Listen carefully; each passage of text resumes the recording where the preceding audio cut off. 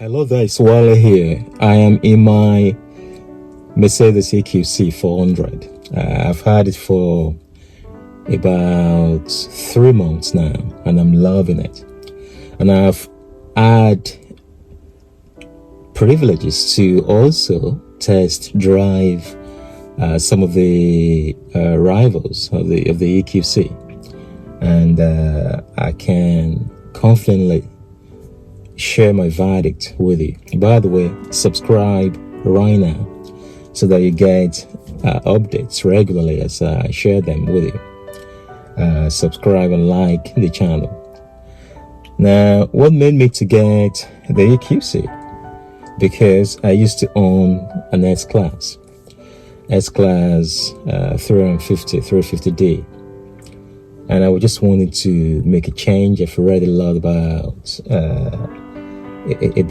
EVs. I'm thinking, in my house I've got the solar panel, and it's going to be brilliant to be able to integrate that so that I could actually charge for free at times when it's sunny and the solar panels are producing electricity.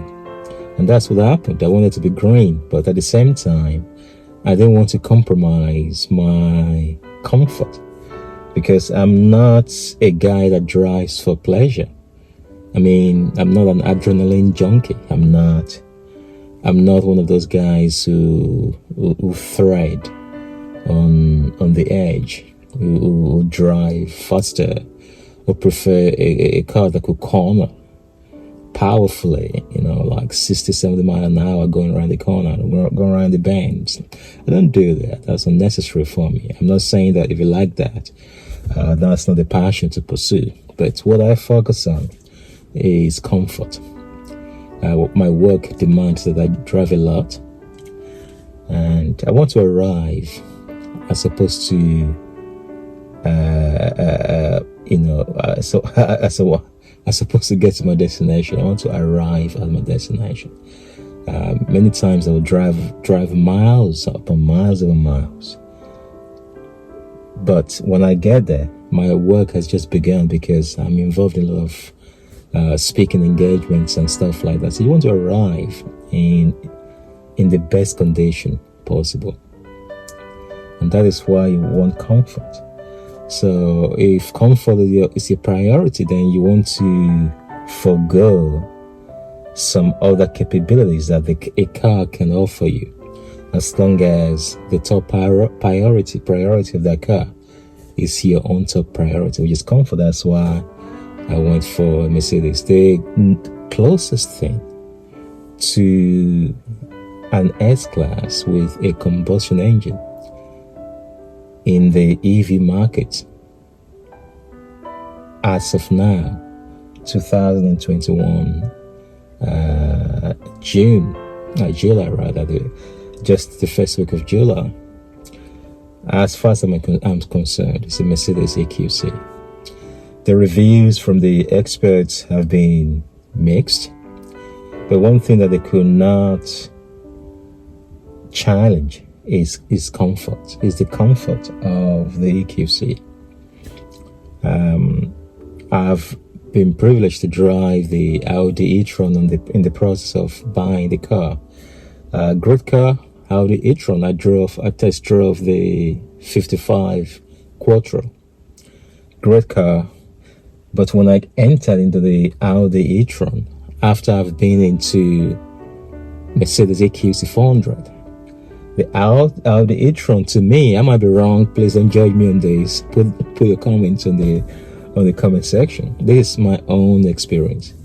My experience getting into the Audi e-tron was like a downgrade for me. Great car. The same is applicable to when I got into Jaguar I-Pace. When you look at the cabins across the board, great cabins. But there's something about a Mercedes cabin that just... I'm sorry. Can you say that again, please? Cancel. That just makes you to feel special. That's something. These guys know how to make cabins. and the combination, the comfort is absolutely magnificent. With regards to the EQC overall practicality, I think it's actually the, if you're looking for everything, you're looking for space, you're looking for speed, you want a bit of practicality. That's what it actually makes more sense. Even financially, it's a lot more competitive, and it tends to do almost everything adequately, as opposed to just major on one thing and be winning far ahead on one thing. Mercedes gets most things right, adequate enough for Mercedes lovers. If you're not a Mercedes lover, it doesn't matter what it does. Mercedes, it doesn't matter what it does, what the EQC offers you. You still prefer your Jag or your Beamer or your. By the way, I'm going to be driving the BMW. I think it's X3, the new all electric. Is it X3 or i3? It's not i3. It could be X3 actually.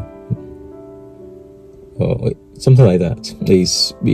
It's comparable with this. It's a mid-size SUV as well. So that is my verdict. If you've not experienced the EQC, why don't you just book a test drive? If you're thinking of going into the luxury, small size family SUV EVs, you will not be disappointed. And with regards to the range is magnificent. I mean, based on what we've been told, 250 miles we've been told, but I've got this car to do over 280 miles. As you live with the car, you realize that some of the things that the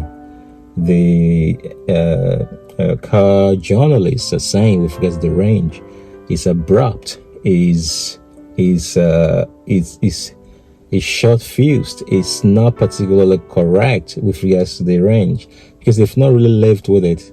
They've probably just driven around with it a few hours or sometimes a week, which does not fully give you the gravity of what this car could offer you. Been driving it for 3 months.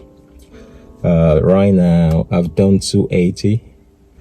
Sometimes I don't have to charge it for 3 weeks or so if I'm just doing rounds around the neighborhoods, dropping children off to schools, or just going for shopping in the local areas.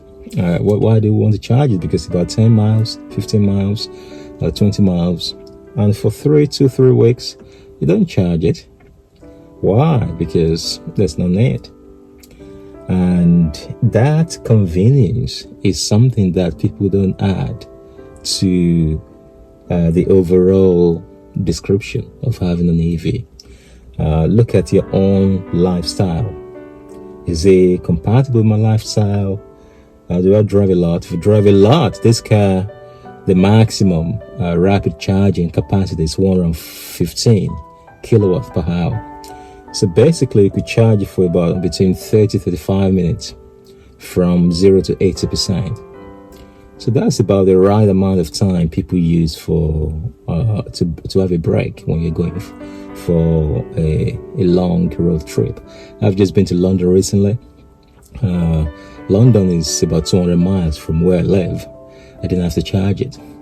So when I go to the hotel where I was going to be staying over in London, they had a rapid charging station. It just charged for about 35-40 minutes before I got the car out of the bay for other people to use, then ready for me for my journey the following day. So what are we talking about with regards to range anxiety? I don't know about that. So ladies and gentlemen, it's Wale Oladipo here. Put your comments down if there's anything you want to know about the EQC. I'm very happy to share my own experience with you. I've got the roof bars up there. It's been a week now. and I've just noticed a little bit of more wind noise. Maybe that is why they did not put any roof bars on the EQC for aerodynamic. But I need the roof bars because I want my 4 bikes up there for holidays with children, with my entire family. I've got 3 children and a wife. Trust me, one wife. One wife. So we always love to have our bikes when we're going on holidays, especially the UK holidays. So I'm going to be doing a range test with a roof bar on to London very soon, this weekend actually. Then I'm going to be doing a road test when my entire family is in the EQC, and we have 4 bikes on the roof. That'll be interesting. We'll be going to Scotland.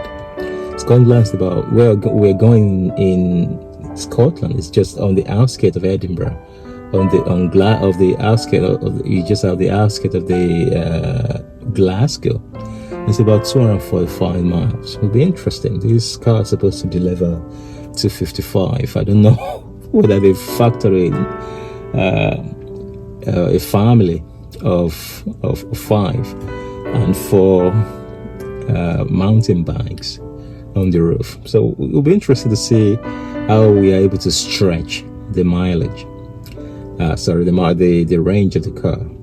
So I'm going to be posting that soon as well, towards the end of July. So thank you so much for listening to me.